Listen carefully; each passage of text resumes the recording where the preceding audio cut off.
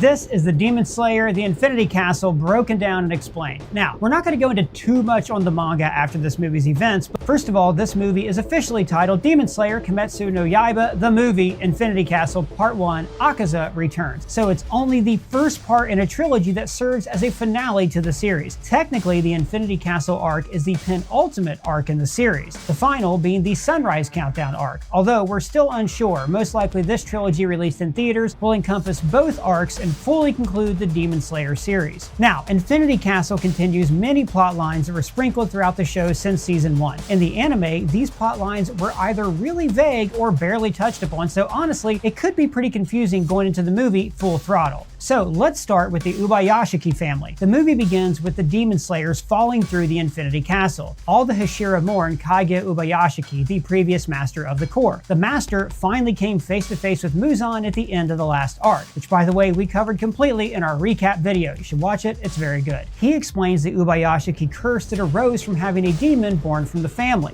A demon has recently emerged from your family's bloodline. Commit yourselves from here on out to eliminating that manifestation. Even after centuries of marrying the daughters of priests, anybody with the name Ubayashiki doesn't live past age 30. The only thing that will save them is defeating Muzan. Finally, turning the tide in this fight, the Ubayashiki family makes a drastic move.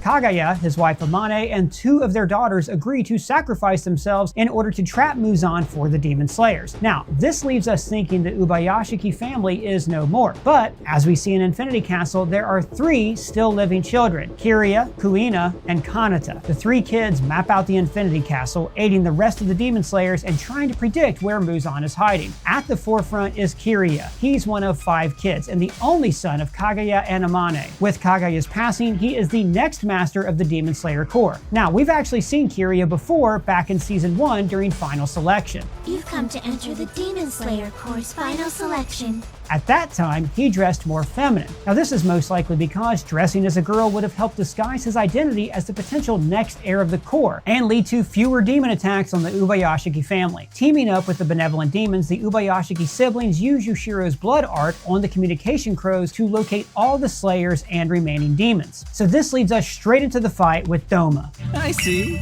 Back in the Entertainment District arc, we saw Doma as the previous upper rank 6, giving blood to Gyutaro and Daki. Maybe you'll be a 12 Kizuki like me. Rising to upper rank 2, Doma has shown his prowess at killing. Has there ever been a time I didn't meet your expectations, my lord?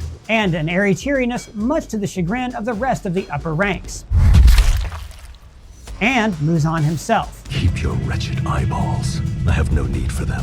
His status as a cult leader was also nodded to at the beginning of the Swordsmith Village arc. Your disciples have just arrived. But we dive deeper into his backstory in the Infinity Castle. Born to leaders of the Eternal Paradise faith, Baby Doma was made into the cult's figurehead. Disciples would ask the child leader for advice and blessings on money, love, and other life struggles. Due to his apathy and confusion for human emotions, Doma found these pleas really boring and delusional. When he turned 20, Muzan offered him blood, and Doma became a little freak who liked eating people. His new mission in the cult was to eat his disciples, convinced that it would help them end their suffering and enter paradise. Now, this is what he tells Shinobu before killing her and absorbing her into his body. Shinobu's apprentice, Kanao, makes it just in time before seeing her mentor give a final signal and perish, leaving Kanao to face off against Doma. Now, this is an interesting matchup for several reasons. Not only is it because of the symbolism of a girl avenging her adopted sisters against a demon who primarily feeds on women, but it's also their experience with emotion or lack thereof. Both Doma and Kanao have lived apathetic lifestyles. Like we saw in season 1, Kanao grew up in an abusive household and repressed her emotions to the point of dissociating as a defensive mechanism.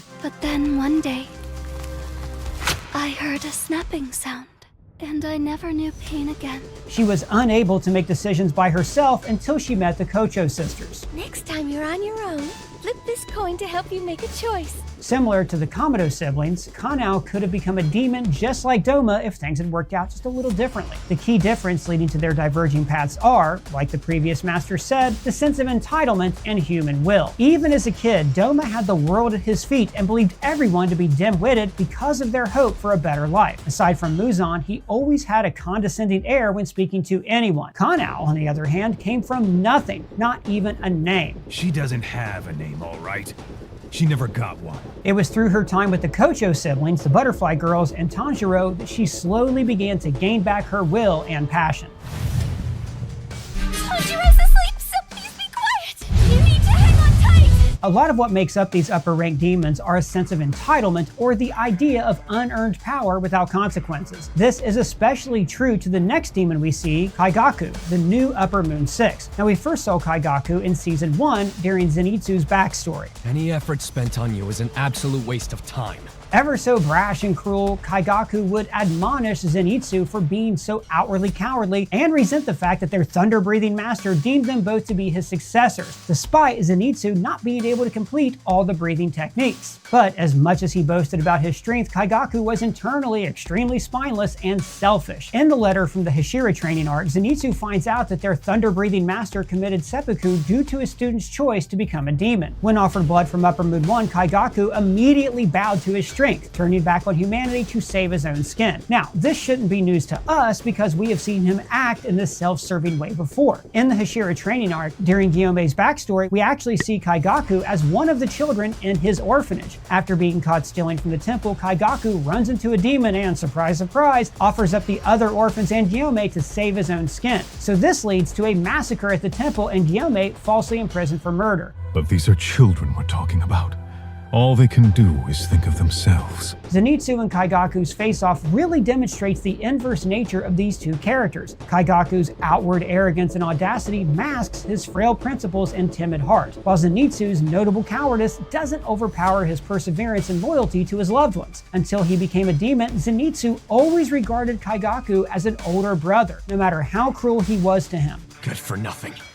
Any effort spent on you is an absolute waste of time. Zenitsu defeats Upper Moon 6 with a new thunder-breathing technique, bringing pride to his teacher. Yushiro administers first aid to Zenitsu. Now you'll notice that he's now donning a Demon Slayer uniform. Yushiro is still the only demon to be created by Lady Tamayo and has no ill intention. To maintain his safety, he now blends in with the rest of the Corps, hiding his demon status and prioritizing healing the rest of the Corps members. So this leads to the next major upper rank fight. Now, like the title suggests, this movie mainly focuses on the return of Akaza and his rivalry with Tanjiro. For a quick refresher, Akaza was the upper rank demon who showed up at the end of the Mugen Train arc. His last fight with Rengoku was when the other Flame Hashira denied his offer to be a demon and made his final stand. This urges Tanjiro to call out his fear of the sun and demon slayers. After being berated by Muzan, Akaza pummels the sword Tanjiro shot at his neck and vows to make him pay. I'm going to save her, tearing you limb from limb! While reuniting with Tanjiro and meeting Giyu, the Water Hashira, Akaza suggests Giyu to become a demon, making the same offer that he did to Rengoku. Obviously denying this offer, the three prepare for a showdown. Now while fighting, we can see just how much of Rengoku's spirit is reflected in Tanjiro, becoming a mirror of Akaza's previous fight with the Flame Hashira. It is the duty of those born strong to help those who may be less fortunate. Tanjiro also uses Rengoku's Flame Guard on his new sword, keeping his spirit alive. During the fight, Tanjiro has to reach the transparent world. To gain access, Tanjiro remembered his father's Hinokami Kagura dance. The Kagura was revealed to be the sun-breathing technique in disguise. Not only is it the first one ever to be created, it's the most powerful one as well. It was demonstrated by Tanjiro's father to be like any other breathing technique, having to do it thousands of times to get the movement down before doing it with ease forever. Later, we see Akaza's backstory. Akaza's past is really notable because it shows just how much his perceptions were twisted after becoming a demon. Like many pairings in Demon Slayer, Rengoku and Akaza can be considered as foils. One is honorable and believes the strong should protect the weak, while the other believes the weak should suffer for their inferiority. But by looking at his backstory, you can see how Akaza was once similar to Rengoku. His incredible resolve to protect the ones he loves, even if it means getting hurt, parallels both Tanjiro and the former Flame Hashira's motives. His obsession with growing stronger stemmed from not being able to protect his loved ones and despising the humans who disgracefully wronged him. But even as a demon, he still has remnants of his past life, whether or not it was willing. You can see that his fiance's hairpin influenced the shape and designs of his compass needle technique, and the martial arts fighting style was influenced by his dojo master. The fight ends when Akaza realizes he wants an honorable death to hell and mutilates himself. The rest of the upper ranks sense his demise. Upper Moon 1 teases Akaza's last words to him, which we saw at the beginning of the Swordsmith's Village arc. I understand I'm going to kill you if it's the last thing I do. With the main fight of the movie wrapped up, we're still left with many battles and character matchups for the rest of the trilogy. The next movie will be focusing on Kanao's battle with Doma to avenge her sisters and all the victims that he left in his wake. Inosuke is running through the changing halls, similar to how he did at the Suzumi mansion. Coming through! Now, we still have yet to see who Tokito and Guillaume will go up against. Based on Tokito's heritage of sun-breathing users, a probable matchup would be against Upper Moon 1. Given that he looks identical to the renowned swordsman, apart from the 6 creepy eyes on his face, it is very likely that we'll explore more of their backstory and family connection. We also have yet to see Obanai and Mitsuri's battle. Given that we know about Obanai's feelings for her, if they get ripped, then I'll give you a new pair. we can expect a flashy fight with them professing their love, or, a horrible death in a typical Demon Slayer fashion. The movie ends with the rest of the Demon Slayers scattered across the layer trying to stay alive and find Muzan. All of these plot lines will be explored next year in the second part of the Infinity Castle arc. So guys, that's the ending explained for you. And if it's your first time here, I am begging you, I'm begging you, please subscribe and smash that bell for alerts.